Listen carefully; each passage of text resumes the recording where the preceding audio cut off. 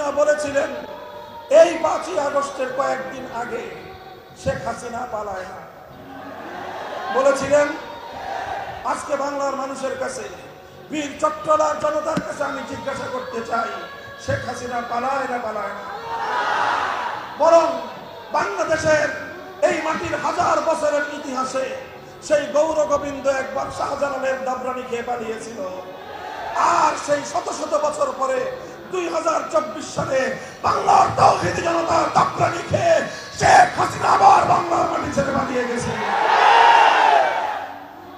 শেখ হাসিনা বর্তমানে সারা পৃথিবীর সকল স্বৈর শাসকদের জন্য একটি কলঙ্কের দাগ এঁকে দিয়েছে। সংগ্রামী সাথী ও বন্ধুগণ, আমরা পরিষ্কার ভাষায় বলতে চাই, এভাবেই শেখ হাসিনার প্রতিশোধের রাজনীতির পতন ঘটেছে।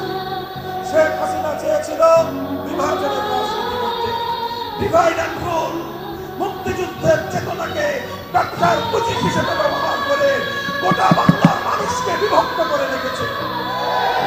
এমনকি যখন আমার দেশের ছাত্র জনতা অধিকারের জন্য রাজপথে নামল, বৈষম্যের বিরুদ্ধে স্লোগান তুলল, শেখ হাসিনা কি করলেন? সকল ছাত্র জনতাকে গালি দিলেন, বিদ্রোহ করলেন রাজাকারের বাচ্চারা। আমার 4 কোটি ছাত্ররা, আমাদের ছাত্র সন্তানেরা বলল, অধিকার চাইলে যদি রাজাকার হতে হয়, বৈষম্যের বিরুদ্ধে কথা বললে যদি রাজাকার হতে হয়, দেশকে উন্নয়নের শপথ দিলে যদি রাজাকার হতে হয়, বাংলার প্রতিটি শিক্ষাঙ্গন থেকে রাতের অন্ধকারে স্লোগান উঠেছিল, আমি কে তুমি কে। সংগ্রামী সাথী ও বন্ধুগণ, এভাবেই শেখ হাসিনা নির্বাচনের রাজনীতি পরাজিত হয়েছিল। সেদিনই শেখ হাসিনার ভাগ্য নির্ধারিত হয়ে গিয়েছিল।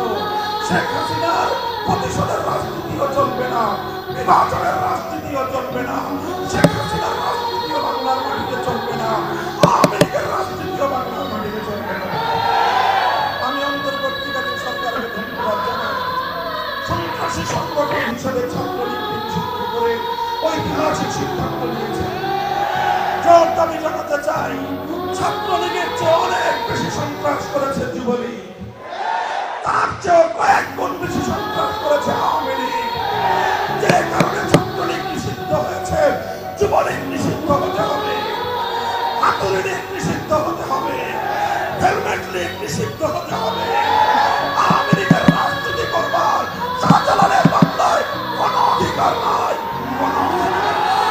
অন্তর্বর্তীকালীন সরকারকে এখন আমাদের স্পষ্ট দাবি, সকল হত্যাকাণ্ডের বিচার করুন। আওয়ামী লীগ আর তার ফ্যাসিবাদ নিয়ে যেন বাংলার মাটিতে কোনোদিন আবির্ভূত হতে না পারে। বাংলাদেশে আওয়ামী লীগ সংখ্যালঘুদেরকে রাতের আধারে কাল্লাগিনি হয়ে ছবল মারত, দিনের আলোতে ওঝা হয়ে থাকতে আসত। বাংলাদেশে যেন ওই নাটক আর মঞ্চস্থ না হয়, অন্তর্বর্তীকালীন সরকারের কাছে দাবি জানাবো, সকল সংখ্যালঘুদের নিরাপত্তা নিশ্চিত করুন। প্রয়োজনে দেশের ইসলামী সংগঠনগুলো ক্ষেত্রে অন্তর্বর্তীকালীন সরকারকে সহযোগিতা করবে। অন্তর্বর্তীকালীন সরকার এবং ছাত্র জনতা, সমাজ, সকল রাজনৈতিক দলগুলোর কাছে আমার আহ্বান, পরাজিত পতিত স্বৈরাচারী সরকার, পতিত স্বৈরাচারী হাসিনার ফ্যাসিবাদী সরকারের দোসরেরা তাদের প্রভুর করে আশ্রয় নিয়ে বাংলাদেশের অভ্যন্তরে বিশৃঙ্খলা সৃষ্টির পায়তারা চালাচ্ছে। আগস্টের মহান বিপ্লবকে ব্যর্থ করার পায়তারা চালাচ্ছে। আগস্টের এই বিপ্লব যদি ব্যর্থ হয়, বাংলাদেশ ব্যর্থ হয়ে যাবে।